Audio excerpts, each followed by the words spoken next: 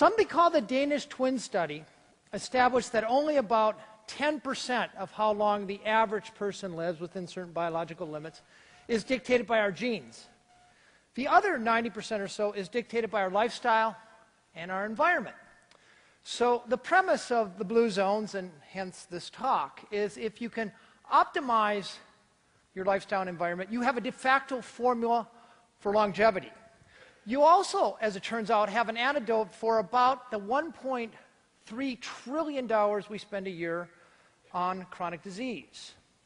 But where do you find such a formula? Well, we started where most people start, by looking at academic institutions and reading papers. But you find that every once in a while, those papers refute themselves. Remember about 15 years ago, doctors were telling menopausal women to take hormones. Well, as it turns out, 10 years later, women who took this hormone therapy have much higher rates of breast cancer, and the type of breast cancer they get is much worse. And remember about 5 years ago, vitamin E was the great panacea. You saw it in pills, and you saw it in Cheerios, and you saw it in power drinks. It was supposed to be good for your heart and your skin and to prevent cancer.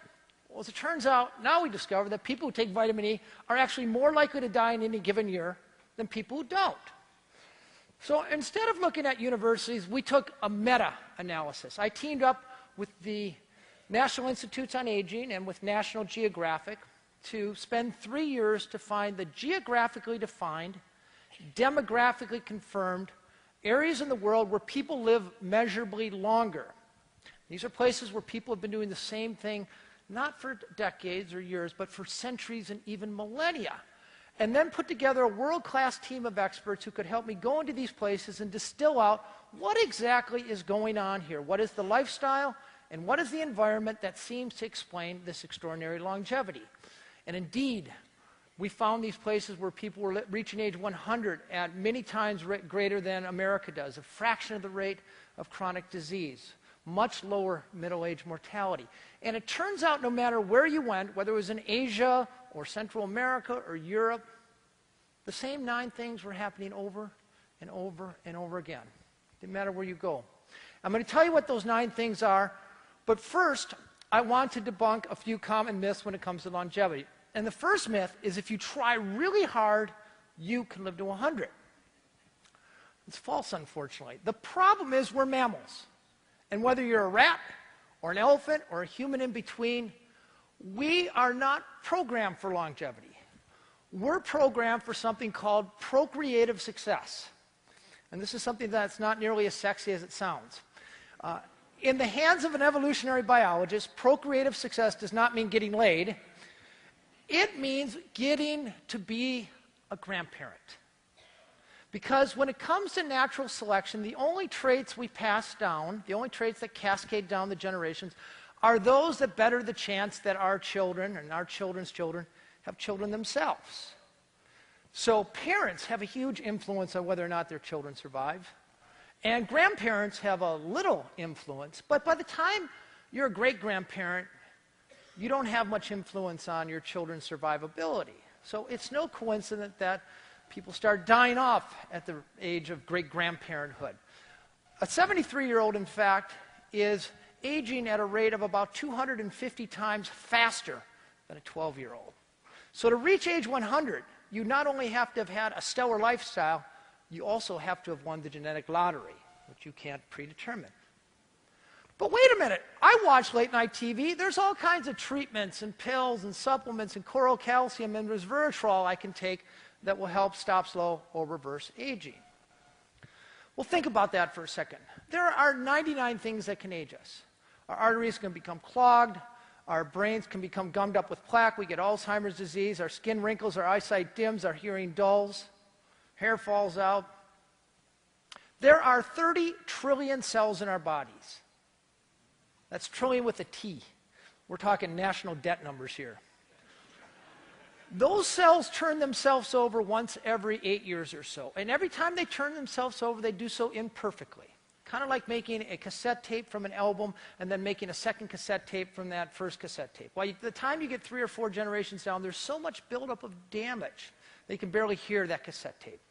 The same sort of thing happens with our cells. So no, there are no pills, there are no supplements, there's nothing even on the scientific horizon that's going to help us stop or reverse aging in the near future.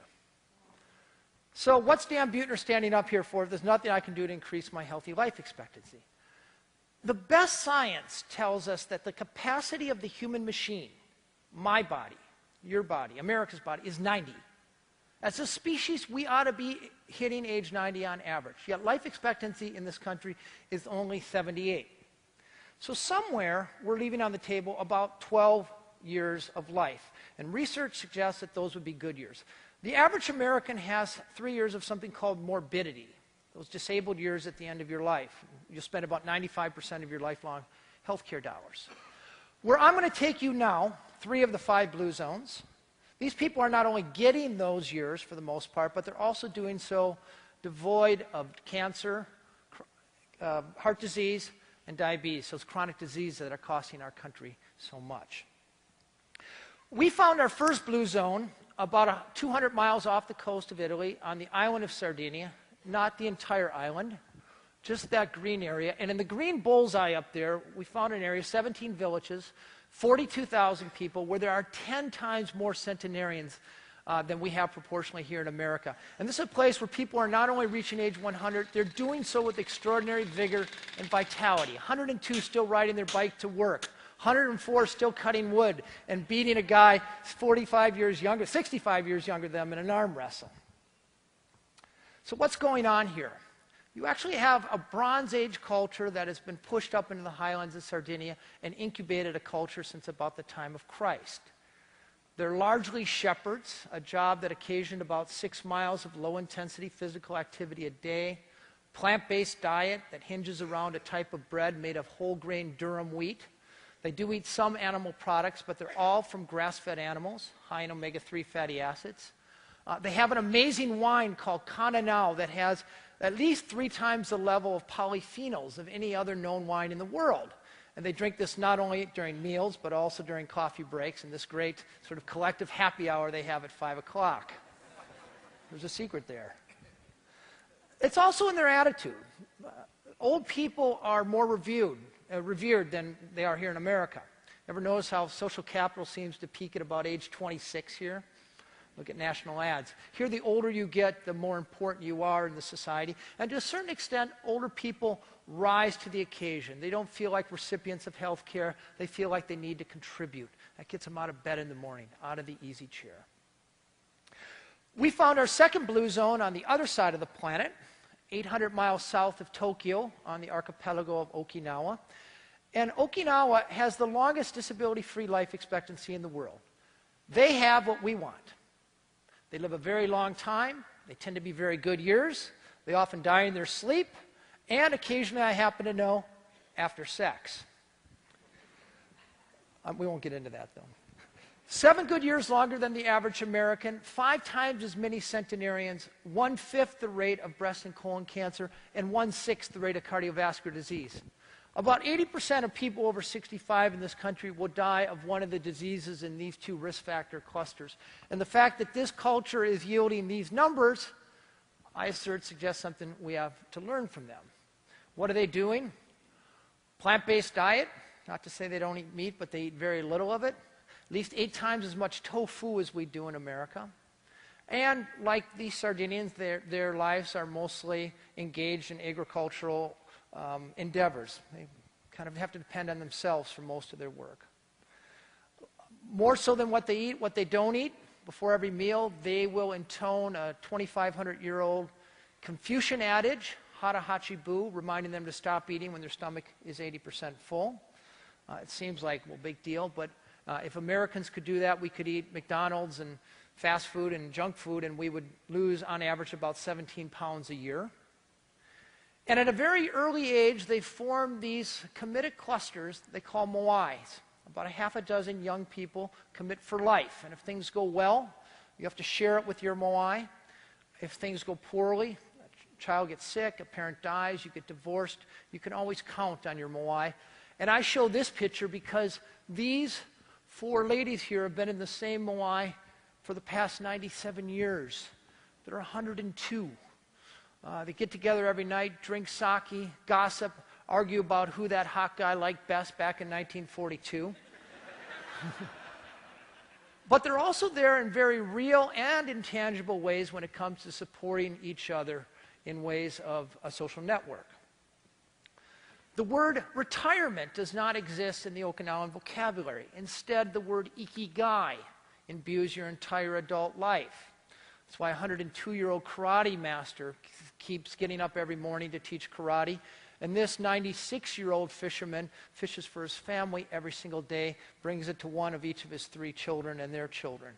95, he's still in very good shape. Finally, we explored America's Blue Zone, about 100 miles southeast of Los Angeles, down the San Bernardino Freeway. You get off at the Loma Linda exit, and the first thing you see is a Del Taco and a Wiener Hut, and you're in America's Blue Zone. But what's happening here is you have the highest percentage of Seventh-day Adventists in the world. Adventists are conservative Methodists who distinguish themselves from other Christians largely in that they make a huge commitment to health and they go to church on Saturdays. So if you look at Adventists, you see something pretty incredible. The National Institutes on Health have been following Adventists for about 30 years, about 60,000 of them. You look at life expectancy of women in this country, it's about 80, but life expectancy for men is 9 years longer, about 89. And, I'm sorry, for women. And for men, the difference is even more pronounced. Adventist men are living about 11 years longer than their North American counterpart. Is this genetic? No. You look at an Adventist congregation, they're white, they're black, they're Hispanic, they're Asian. They're doing a few things differently from the rest of us. First of all, they take this idea of Sabbath very seriously. From sunset on Friday until sunset on Saturday, no matter how busy they are, no matter where the kids need to be driven, they stop everything and they focus on their God. They focus on their support network. And in the afternoon, hardwired right in their scriptures, is a nature walk, evolution of which has changed the definition a little bit over time. But nevertheless, they get out every Saturday afternoon. They take their diet directly from the Bible. Genesis chapter 1, verse 26, where God talks about seeds and grains. And one stanza later, she talks about green plants. Ostensibly missing for the 3rd Blue Zone in a row, meat. They also hang out with other Adventists. And if you go to an Adventist party, you don't see people swilling bourbon or smoking a bong. They have potluck exchanges. They support each other in difficult times. They plan their Saturday walks. This is a culture that has yielded Ellsworth Wareham, multi-millionaire who still insists on doing his own yard work. After 3 days of it, he ends up, perhaps predictably, in the operating room, but not as the patient, but as the open-heart surgeon, 97 years old. Ed Rawlings, 105, he's still a working cowboy. He gets up every morning and takes a swim, and on the weekends he likes to put on the boards, do some water skiing. And then Marge Deton, who wakes up each morning, pumps iron, gets on her bicycle, and then she jumps in her 1994 root beer-colored Cadillac Seville, where she barrels down the San Bernardino Freeway and continues to volunteer for 7 different organizations. 105 years old, just turned 105. So, what do these places have in common? If you look at all of these cultures, you see the 9 things happening over and over again. And I break them down into 4 different categories. And the first category is physical activity. I'm about to utter a heresy here. Exercise does not work. If you look at these spry centenarians, none of them ran marathons or read Shape magazine or participated belonged to a gym. But they all lived in environments that constantly nudged them into physical activity. They lived in towns and villages where they walked to their friend's house, walked to the grocery store, walked to church. They all had gardens, which nudged them out into the yard year-round for the most part. We figure they burned probably an extra 500 calories a day without even thinking about it. The next category is the right outlook. downshifting. You tell people you found blue zones in the South Pacific or the Mediterranean, and people say, sure. If I live in a place like that, I wouldn't have any stress. I'd live a long time too. But these people worry about the same things we do. They worry about their health. They worry about their children. They worry about their finances. In fact, they're poorer people than we are. But what they have that we don't have are mechanisms to shed that stress every day. The Okinawans have ancestor veneration. The Adventists have prayer. And the Sardinians just have a happy hour, but that works too. They have purpose right in their vocabulary. You know, the two most dangerous years in your life is the year you're born, because of infant mortality, you can't do much about that, and the year you retire. There's a threefold spike in mortality the year you retire. Is that because of the wild retirement party? I doubt it. No, I think what happens when you retire, you lose that work-given sense of purpose that gets you out of bed, out of the easy chair every morning, gets you to take your medicines, do your exercise, etc. When it comes to eating, you don't see diets per se. People do drink in most of the blue zones, 1 to 2 drinks a day. And no, you can't save up all week long and have 14 on Saturday. They eat largely a plant-based diet. It doesn't mean they don't eat meat, but meat is always a celebratory food or a condiment, kind of the sideshow on the plate. We figure about 2 servings, about the size of a deck of cards. What you see in blue zone diets throughout the world are beans and nuts. And indeed, one big study shows that people who eat nuts, about 2 ounces a day, 4 times a week, live 2 to 3 years longer than people who don't eat nuts. And then finally, they have all kinds of strategies to keep from overeating. You know, we're marketed the idea all the time that the secret to health is we can eat our way to health. Well, we've eaten ourselves way past health in this country. The secrets, I think, are setting up your eating environment so you're nudged away from food. This idea of hara hachibu that the Okinawans do, pre-plating the food at the counter instead of eating family style. And it turns out that people who eat a large breakfast counterintuitively, proteins and fats and fruits and vegetables, actually consume fewer calories throughout the day than those who start their day with a breakfast bar. And then finally, the foundation on which all of this rests is how we connect. We know that people who live in strong families, what I mean by this, keeping your aging parent nearby. It's worth 2 to 4 years of extra life expectancy for that parent. Taking care of your children, investing in a spouse. Married people outlive unmarried people in every respect. That will add another 3 to 4 years of life expectancy. Longest lived people in the world, and I interviewed 250, all belong to a faith-based community. Doesn't matter if you're Christian or Muslim or Jewish or maybe even a good atheist. But we know people who participate 4 times a month live 40 to 14 years longer than people who don't. And then finally, surround yourself with the right people. And if you remember one thing from this talk, remember this. We know from the Framingham studies, if your 3 best friends are obese, there's a 150% better chance that you'll be obese. If your friends smoke, your 3 best friends, there's a 60% better chance that you smoke. If your friends are unhappy, even if your friends are lonely, that behavior is contagious as well. So the strategy here is to think about who you're spending Tuesday nights with. Do you hang out with somebody who sits on the couch, eats Doritos, and watches reruns of Leave It to Beaver? Or do you hang out with somebody who bikes or gardens or bowls or walks or engages in things like the UP conference? It has a huge impact because friends tend to be long-term adventures. Pills and supplements, even if they do work, we stop taking them, research shows, after about 9 months on average.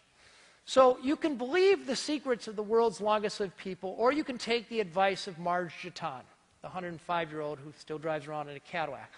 I spent days with her interviewing her, and at the very end of it, I said, Marge, do you have any wisdom for the rest of us who might want to live to 105 years old? And she put her head down and she thought for a moment, and she looked up and she said, well, if you start to feel like you're going to die, don't. Thank you very much. Thank you. Dan, that was terrific. One question, something that struck me as interesting about what you said is that the social context in these blue zones gives veneration to the elderly and so on. So it made me wonder if in America, if our medical research continues to scream forward and we solve a lot of these health problems and extend people's lifespan a long way, are we going to also have to change the social context in such a way such that they're not marginalized at 110 years old? Well, you look at mammals, and the mammals that survive the best tend to have grandparents that help raise the young. So there's one cue for us. Also, the older people who make you think that if we have too many centenarians, we're going to bankrupt the Social Security system. But it turns out it costs a lot less for a society to reach for people to reach age 100 because they tend to be contributing longer, and they also have a much lower chance of getting chronic disease. Chronic diseases are hugely expensive. So the people who are dying at age 60 are the ones who are dying of expensive diseases like heart disease, cancer, and diabetes. That's right. You essentially want to last to the end and then drop off the cliff that's right. quickly. That's right. Okay, another hand for Dan. Thank you so much.